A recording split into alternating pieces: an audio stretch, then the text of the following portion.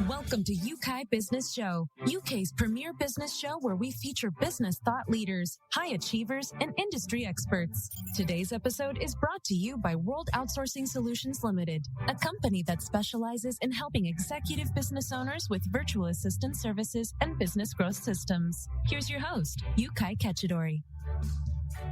Hey, welcome back to another very special episode. And man, do I have a great guest here for you today. I'm super excited. You know, when we bring guests, we would have done our research to find out who has the knowledge that can help you right where you are and where you want to go. And it certainly is true for today, because my guest, Dave Liu, is an amazing entrepreneur. He's been in business for 30 years. In fact, he's regarded by many as the veteran of Wall Street and Silicon Valley.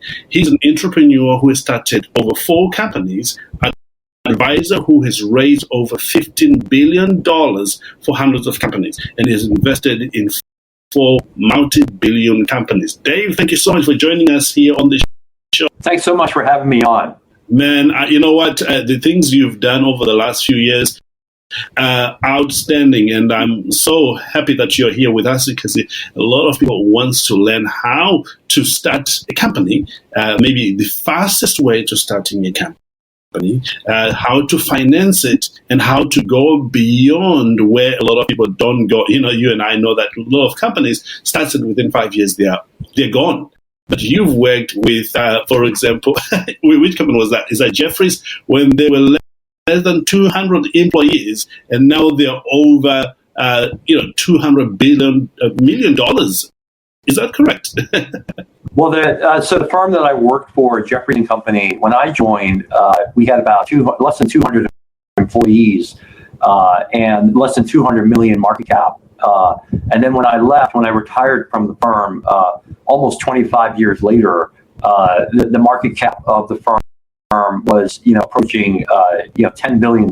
So it was a wild ride.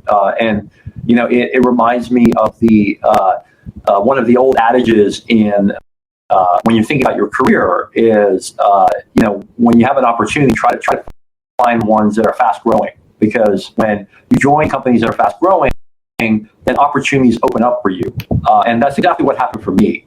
When I joined, the firm was really small. But then, by the time I left, we were a major investment bank on Wall Street. And as the firm grew exponentially through the 90s and 2000s, I had an opportunity to really spread my wings and do lots of different things. So that's my Jeffries investment banking career, which is one of several careers that I've had.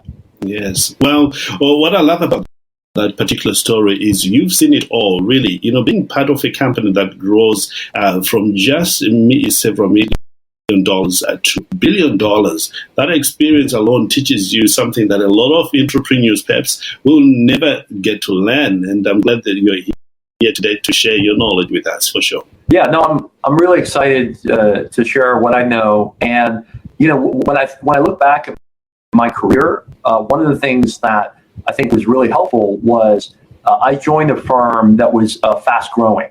When I joined, we were not a startup, but we were definitely a young investment bank. I like to joke that we were probably ranked, number 1,000 or more, in Wall Street at the time when I joined. And then when I retired, we were definitely within the top 10, top 20 in the U.S. And so during my time on Wall Street, I focused on startups. I focused on technology companies. I helped set up our firm's presence in Silicon Valley right at the beginnings of the dot-com era, so kind of the late 90s. And a lot of the companies I called on, I could empathize with them. I remember meeting the founders of Google or other young startups that were pre-revenue, in many cases pre-product or in alpha product stage. And I could totally empathize with the fact that, people of all seniorities, not only were working on product, but they were also cleaning the bathrooms. Yes. With a startup, you kind of have to do it all, until you reach some critical mass. And so I like to think that my experience has kind of gone through a progression where to lots of companies that were young and startup level, and I too was involved in a firm that was growing rapidly and started off as a small firm and then ended up being a major firm when I left. And then I learned a lot of those lessons when I retired from Wall Street and I became an entrepreneur myself. Yeah. I left Wall Street largely because I always felt that I was the bridesmaid and never the bride. I always felt like I'm helping a lot of these entrepreneurs realize their dreams. Financing their companies, selling them for huge amounts of money, taking them public on the NYSE or the NASDAQ, and I wanted to see if I could do it. I wanted to see, before I hit a gravestone and ended up in the ground, I wanted to know, could I be an entrepreneur as well? So I think a lot of my formative years of my career in being part of a fast-growing investment bank and seeing the change when we were doubling essentially every year for a good 10, 15 years, and then working with a lot of young companies that really started off in the proverbial two guys or gals in a garage, and then seeing them turn into behemoths, that really inspired me to give it a shot as well when I ultimately became an entrepreneur as well. Absolutely. What I love about that story is it sort of validates what we all constantly talk about in this program, that your environment decides what becomes dominant in you, what you're going to act on, and it's always important to put yourself in the environment of where you want to be, just like yourself in that environment. Beth is the desire to be an entrepreneur. But Dave, before we talk about how people can take their ideas and they go into financing and how they can make sure that it becomes real, I want to focus a little bit on your personal life, because I know you did not start life with everything. In fact, you were born with maybe a major challenge which you had overcome in school and in college. And talk to us about that. Yeah, sure. So I've only actually very recently started talking about this publicly, and it's largely because of a couple projects that I'm involved with, which we'll talk about later. But I was born with a very severe bilateral cleft lip and palate. And what that means in layman's terms was that there were parts of my skull and face that were not fused correctly. So I was born essentially with a big hole in the center of my face. And there's a whole spectrum of challenges that come with that. But for me, I had definitely a more severe version of it, and I spent my entire childhood up to my sophomore year in college undergoing treatment, undergoing surgeries. I've had almost 11 surgeries, actually 11 surgeries now. For everything from palate repair to lip repair to taking transferring bones from my hip to my face to make my skull more stable, and so I've had a lot of stuff that's been done to me, and it was clearly a challenge. I think we clearly live in a visual world, and it's challenging when you have a birth difference that you wear on your face. It's not like something that you can hide. And so growing up is challenging, for kids that have clefts. I think it's even more challenging nowadays with social media. But when I was growing up, it was challenging. And what you undergo is, all the typical things that we all deal with when we're growing up, like bullying and kids being mean to one another, but it's really amplified when you have a visual difference that you wear on your face. But I honestly think that made me a better person. I think it made me more empathetic, and I think it really gave me what a lot of people attribute to a key ingredient for success, which is it gave me a ton of grit. Gave me super thick skin, and that really helped me a lot in Wall Street, Silicon Valley, places where if you're not tough and you're not able to withstand it, you definitely are not able to realize your full potential. so that was clearly a challenge. And then later on, we had some major financial difficulties as a family, and so when I was in college, I essentially had to finance my entire education myself because we were essentially at below poverty. And so I kind of look back at my career, and I know everybody's position, everyone's situation is different. But my hope is that when you look at the fact that I was born with some challenges. I was at poverty, in college, and then the last but not least, I'm a minority, in America. I was still able to achieve a lot of what I wanted to achieve and continue to. Absolutely. And so I hope, my hope is that perhaps I can be a small source of inspiration for some people, because I know we all have some challenge. We all have some, using a Christian analogy, we all have some cross to bear. We all have some challenges. And I like to think that, I've been able to come out okay from all those difficulties. You've done all right, man. Absolutely. And for those listening, I don't know if you've noticed how Dave managed to turn what seemingly is an impossible situation to create a lifestyle or a dream lifestyle that he wants by looking at this as one of those things that fuels him to go after his dreams. So I want to say to you, maybe you're listening, for the first time to our program, one of the reasons we have amazing people like Dave come on the show is to show you that it doesn't matter how you start. What matters is what you're going to do with what you have. Dave had the mind, had the courage, had the support, and consistently looking for opportunities to develop. And honestly, as you can tell, Dave has a different take to life. Like, this is a gift. It is making me stronger. I want to encourage you to have that. Whatever you may be going through, take that approach which Dave has, and it's amazing what you are going to have. Your past is just what I'm going to do now. And I will know that for those listening for a long time, know that I always encourage you to, forget the past and keep on moving the right direction where you want to go, and you'll be amazed at the opportunity that opens up for you. Dave, thank you for sharing that story. Let's go and help people now, Dave, in terms of, if you have an idea.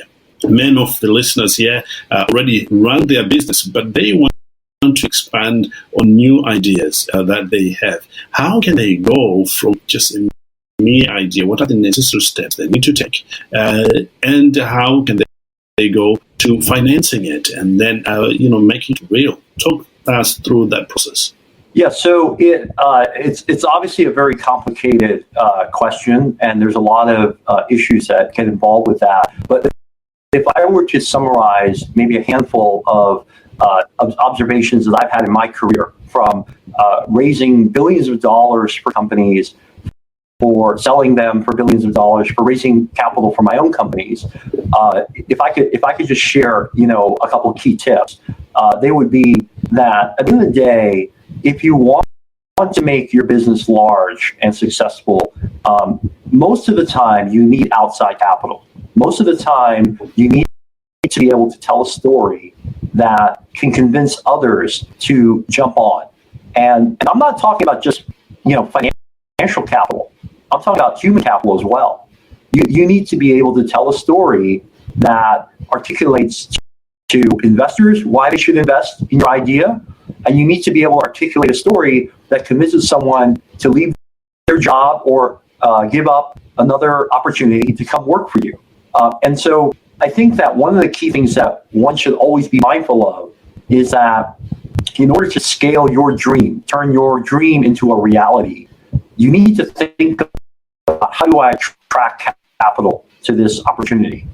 And there are lots of ways to attract capital, but one of the fundamental ways that I have been successful in raising capital for my clients and for myself really comes down to unit economics, really comes down to what I generally describe as cohort analysis. And what that is you really help people understand on a very basic level, like how does this business turn from an idea into like something that's sustainable?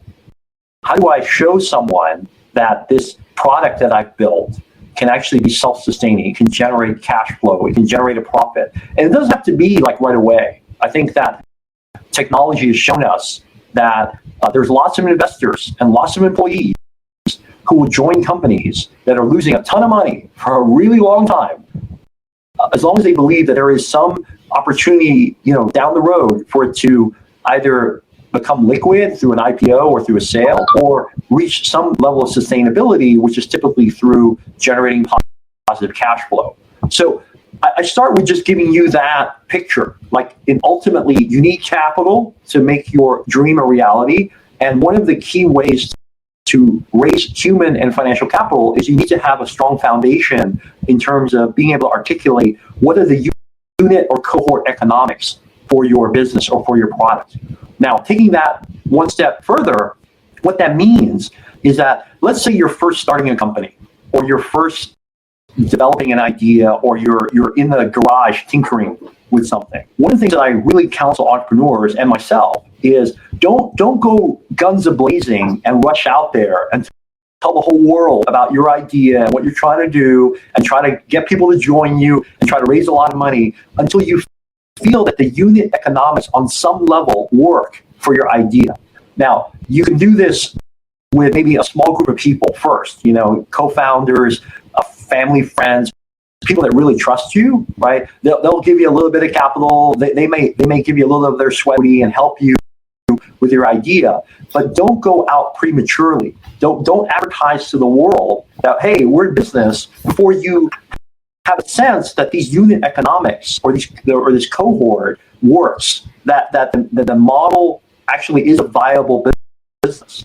And when you translate this across industries, it could mean that, let's say you're a service provider, right? That could mean that, hey, maybe if I'm going to go out on my own and become a consultant or a service provider, let me make sure I can make the economics work with one client, right? Like, I got my pricing generally okay, like, so I can make a reasonable living. I figured out my costs so I can still service that client like successfully. But let me nail down the economics with one client. If you're building a product, like you're building a speaker, or you're building a car, or you're building something, right? Something tangible, right? I'm a big believer in having a very, very small alpha or beta group of customers who help you really figure out, hey, does this product have the features that you want or not? Are you willing to pay for them? Because a lot of people aren't willing to pay for anything, right? But what are the unit level economics for this hardware product? Same thing with an app or a website. Like,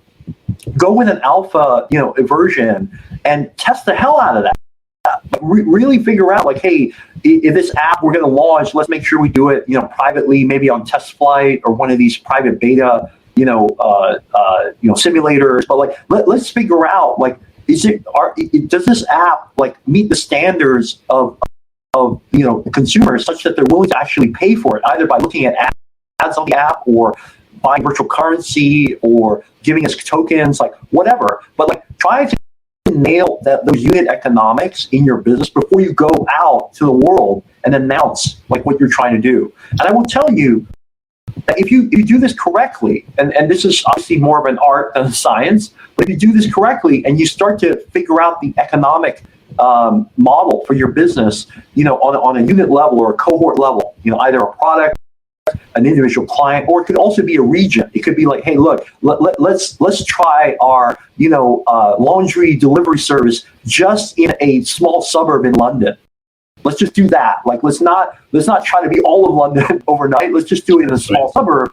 If you can nail those economics and show that, hey, we can build a viable business this way, then that becomes the foundation from which you can scale the business. Because then you can show those unit economics to investors. You can show it to high profile people that you're trying to recruit to the company, and they're going to look at it and go, like, okay, I get it. So basically, you've captured fire. You've figured out how to capture fire, and now what you need is capital, human or financial capital, as the gasoline to put on the fire to really make this thing burn. I love so that's obviously that's very general. But if I were to give you any general advice from my career, I think it's that if you were an entrepreneur trying to start a business, start with the basics, which I just outlined.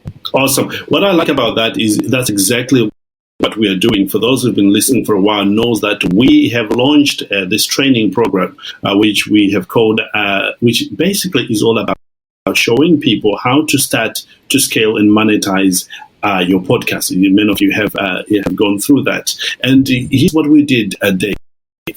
We sort of got 21 clients that are going through the course, and literally over a period of a year, we are helping them, having group coaching, have one-on-one coaching, literally to make sure that we fine-tune the training and the coaching, and our clients are getting the benefit that they need, especially those who are starting out with their podcasting. And we have already started getting some amazing stories, like Jim from Birmingham, right here in United Kingdom, is now ranked among the top 5% of the most popular podcast in the world, literally based on some of the stuff that we teach here.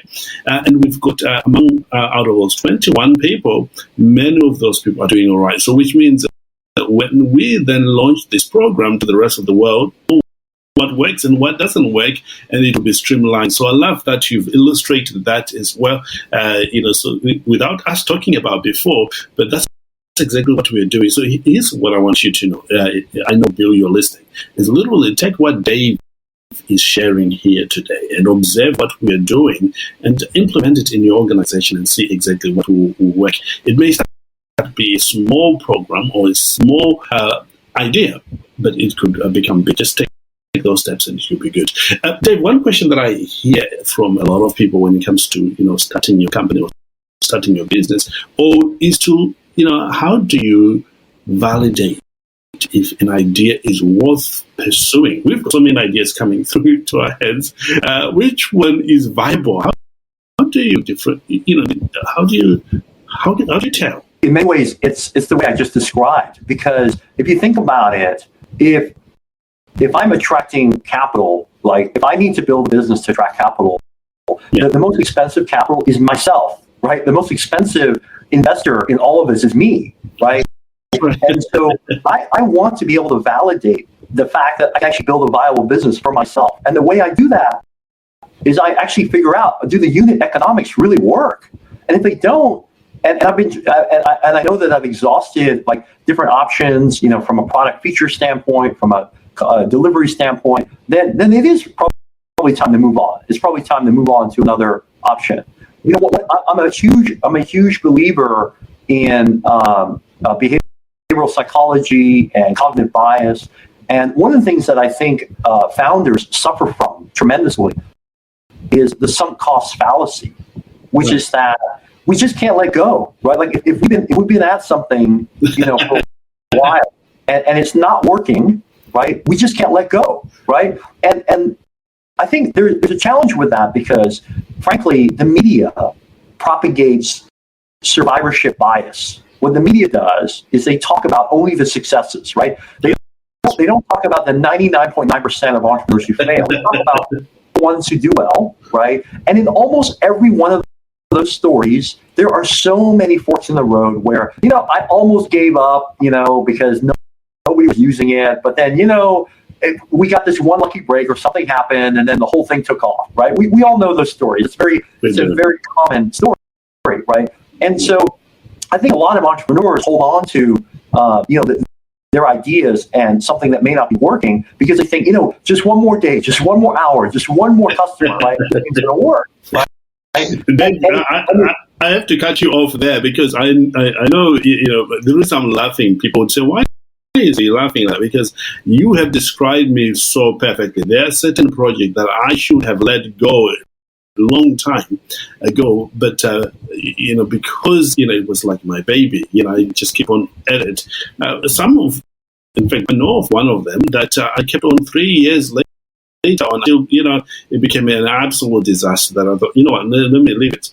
But this is common among us as entrepreneurs. And what's the solution? So there's lots of things you can do, but I think there's really two that work well for me. Okay, and they work. I think for a lot of people it's different, but one thing that works well for me is really understanding the sunk cost fallacy and reminding myself that it's called a sunk cost fallacy for a reason, right? It's not rational to let the past dictate the future, right? And so every time I wake up in the morning and I have a project that is just wallowing, and not going anywhere, I really try to think in my mind, okay, if this is the last day of my life, right, is this worth my time, right? Is this something that I really should spend time on, or should I spend some time on something else? If somebody was pitching me this, like for the first time, it wasn't my idea, it was someone else's, would I invest in that? Would I join that company, right? And so the first thing is really a mindset thing to recognize the problem, right? Recognize, I'm a big fan of the movie The Matrix. Swallow the red pill and realize you are in the matrix, right? So swallow the red pill and first understand that you are a subject in the sunk cost fallacy. And then once you realize that you're really biased and you have all these big blind spots and you're just like everybody else, right? Think about, would you do this if you had a limited amount of time, if you were a third party and it was arm's length, would you do this? The second way, which I think is really helpful, is developing a trusted network of people that you really trust. You trust their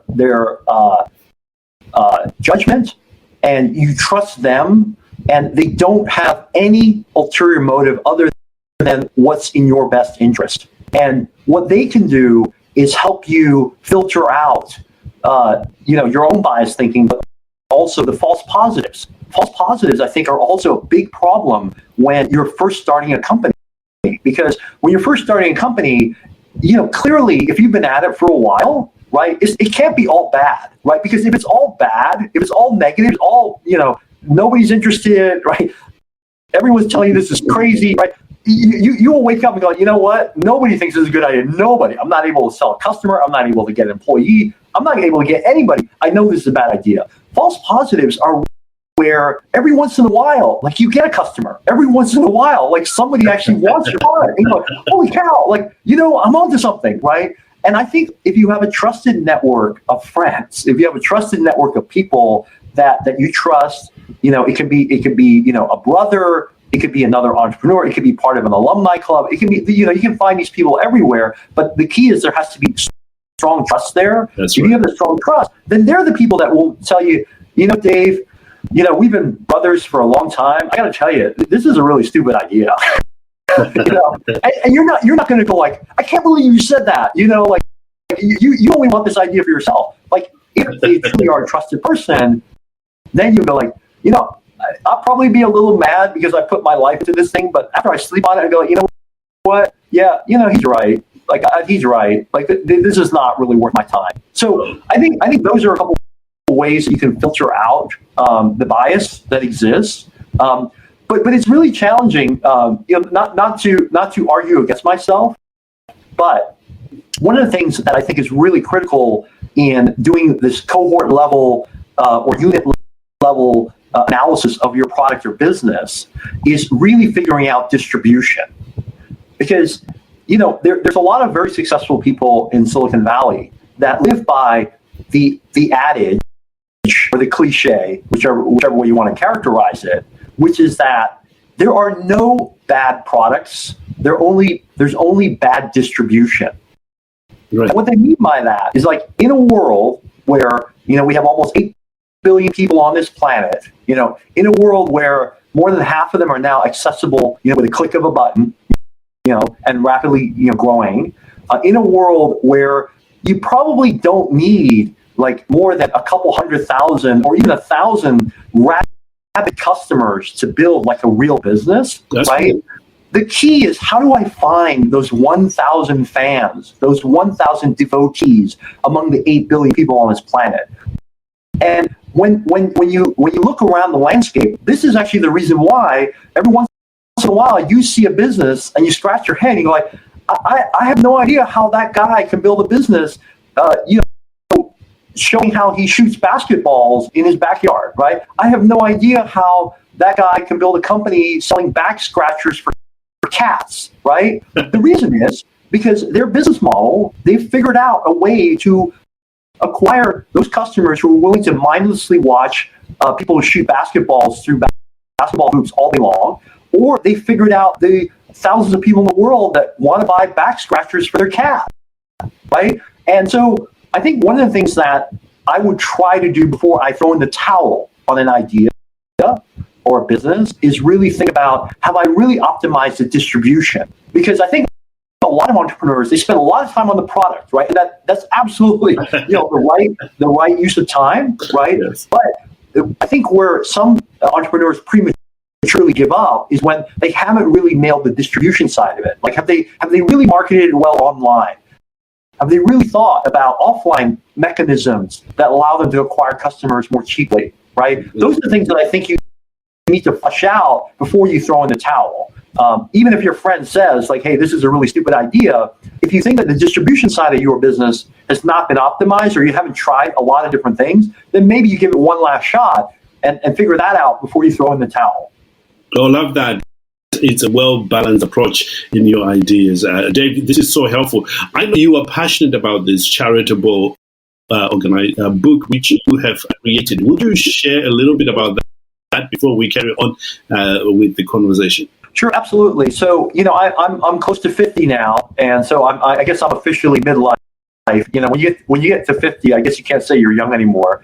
But I've been really blessed, right? And I really believe that the only way we're going to make this world a better place is, frankly, if we all help each other a little bit. And some people don't want to do that, some people do, and I happen to be one that really wants to help any way I can. And so one of the things that I did, which actually started off as a project for my boys, was I was blessed and lucky enough to rise to managing director and co-head of a major investment bank. And Wall Street is not a warm and cuddly environment. It's very tough, and yet I was able to crack through the very ceilings that kind of block a lot of people going up to the top. And so I started to think about, how could I help the community of people that feel disadvantaged in any way? Based on my background, obviously, the ones that really jumped to the top were people of color, Asian Americans, people with disabilities, anyone that feels disadvantaged. And frankly, a lot of us do feel disadvantaged in some way, unless we happen to be the same gender and ethnicity of the people in power, right? And so I wrote down all the tips and tricks that I didn't learn at Harvard, I didn't learn in business school. I wrote down all the things that worked for me to get ahead. And it's things like, how did I negotiate compensation? How did I make sure that I was well positioned for promotions? How do I conduct myself in such a way that I'm memorable? How do I run a meeting, right? All these things that, again, I never learned in business school, but I learned kind of the hard way. But I think all these little things help propel me, up the ladder and get me the job that I wanted. So I wrote this book really as a way to give back to the community. And the book is called The Way of the Wall Street Warrior: Conquer the Corporate Game Using Tips, Tricks, and Smart Cuts. And I wrote this book essentially as a charitable project. My goal is to get the book out to as many people that feel disadvantaged as possible, who feel that the system is rigged and want any advantage they can to optimize their opportunity. And then I've decided that I've been very blessed financially. So I'm giving 100% of the net proceeds of the book that go to me. I'm giving that to charity, and you can't help every charity in the world. So the charities that are on the top of my list are charities that focus on repairing clefts for kids and babies. A charity called Smile Train, smiletrain.org, and then various charities that are trying to increase Asian American representation in the media, as well as trying to counter a lot of the Asian hate that continues to plague the United States and frankly around the world. And so that's kind of my major charitable project this year. And I'm hopeful that people read the book, which comes out in November, is published by Wiley. People read the book, and if they even get one or two tips out of it that help them in their career, then my hope is that people feel like this was a good use of time to read my book, and it helped them a little bit in their career. But yeah, that's essentially my project. Awesome. And where can people get this book? So it's available pre-order in any English speaking language country. So like in the UK, you can get it on Waterstones. But if you want to, you can obviously get it on Amazon, and you can go to my website, lucrative.com, Creative, so lucrative, a play on the word lucrative, but with my name, lucrative.com. They can go there and they can see more about me and also see the book. And I also have a landing page for the book. It's just thewallstreetwarrior.com. So you can just type that in too, and you can pre-order there. Awesome. You know what, Dave, thank you for sharing that with you. As you can tell, Bill, and everybody listening, that Dave does have experience in these things, and I would want to encourage you to go get the book and also keep listening to this conversation. I hope, Dave, to have you again back here, if time permits, so that we can continue helping people on their journey as entrepreneurs. But finally, as we come to the end of our time together here, Dave, if you were to pick one mindset that you could say has attributed to your success in business, in life, and also in interacting with other people, perhaps in building your family, what would that be? So you broke up for a minute there. So one thing or one person? One thing. One thing. I go back to my birth difference. I really think that the fact that I was born different and that I was a minority in a minority world, right? Like when I grew up, there was no one that had a cleft that I encountered. I didn't encounter anyone with a cleft until I was, probably my 20s. So for a long time, I never encountered anybody with it. And I think being a minority really helped me a lot because, and I think being a minority in any country, for instance, I think you can kind of relate a little bit, which is that you feel that you're behind the eight ball. You feel that you're going to encounter a lot of challenges from the day you're born. And it's really partly a mindset. It's, do you accept the fact that you're disadvantaged and accept your station in life? Or do you accept the challenge? And I know that a lot of people may not want to hear this, but you're born in a situation where you have to work harder, you have to try harder, and you have to just accept that. Because if you're not in majority, if you're not in a position of power, if you're not, in a situation where, you look like a Greek god and, people just assume you're smart and handsome and you're going to be able to deliver everything. If you're not like that, then you're going to be viewed differently, and in many ways negatively. We know from, decades of research now that the color of your skin clearly affects the way people judge you. Right. And so you compound that with being, in a position of lesser power. You compound that with, maybe being born differently and wearing your difference on your face. You either accept that or you use it as a challenge. And for me, that's exactly what I did. I came to the realization that I have a lot that I want to do in this world. And I think I have a lot to offer this world. And despite all the challenges, I'm going to fight through it. And I think that being born different really helped me because I think it gave me a tougher exterior, helped me put up with a lot more crap, frankly. And also, I think it made me more empathetic. I think that when you're alone, I think there are a couple ways it can affect you, right? I think some people clearly find that if they're alone or feel alone, there's some challenges from a mental health standpoint. But I think some people use that as a way to be very introspective, to meditate on situations. And I definitely did that. One thing I did in my career was whenever I encountered a new situation, a new meeting, a new group of people, like I would spend a lot of time observing. I would not rush in. I would not open my mouth and start yabbering. I would spend a lot of time listening. And I think when I look at the root of all of my behavior, I think a lot of it came from the fact that I was born different. I think that's fundamentally, if I had to attribute one thing, it's that. It's that the fact that being born different can really be an asset if you know how to use it and you think positively about it, rather than thinking as a crutch that is going to hamper you for the rest of your life. Awesome. You use what you have. That's the message I'm getting right there. So, ladies and gentlemen, whatever your situation is, however you were born, it is all good. Just build from it. Take it as a challenge and begin to use it in your advantage. What can you learn? How can you use that to pursue your goals, your dreams, and become everything that you want to be. Well, Dave, we want to thank you for being here today with us and sharing your knowledge and your wisdom, and applaud you for giving back through the book that you've written and make it available worldwide for people to access it. Thanks so much for having me. And I know I said this to you off camera, but I'm very proud of the work that you've done.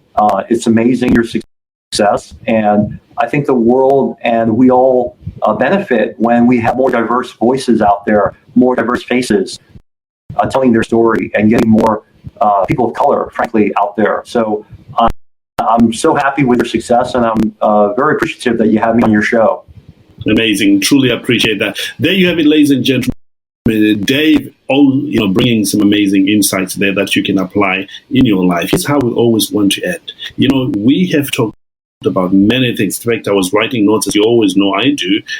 What is that one thing today that Dave has said that resonated with you? Something that you thought, I can do that.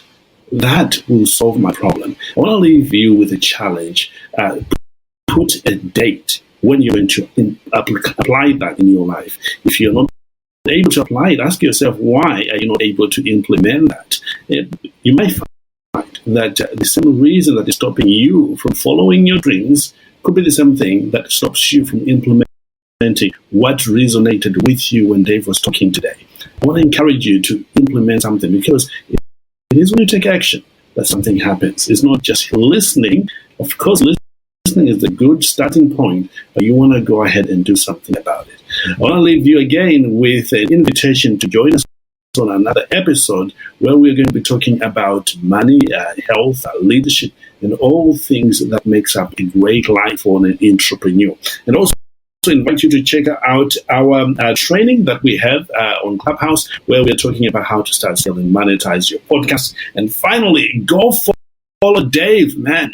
Follow Dave. In fact, there will be a link to Dave's website below this podcast. So just go check out on what Dave has to offer, and you'll be surprised that you're going to change your life for it. With that said, ladies and gentlemen, live well, live with passion, and know that the best is truly yet to come. Again, Dave, thank you so much for being here. Thanks so much. Goodbye for now. Thank you for listening to Yeukai Business Show. We will be back to bring you more episodes with success stories and advice straight from the experts. Want more? Check out www.yukaibusinessshow.com. Get your free trial of our virtual assistant service today. Just visit www.worldoutsourcingsolutions.com. Quote WOS18, or send us an email at support@worldoutsourcingsolutions.com.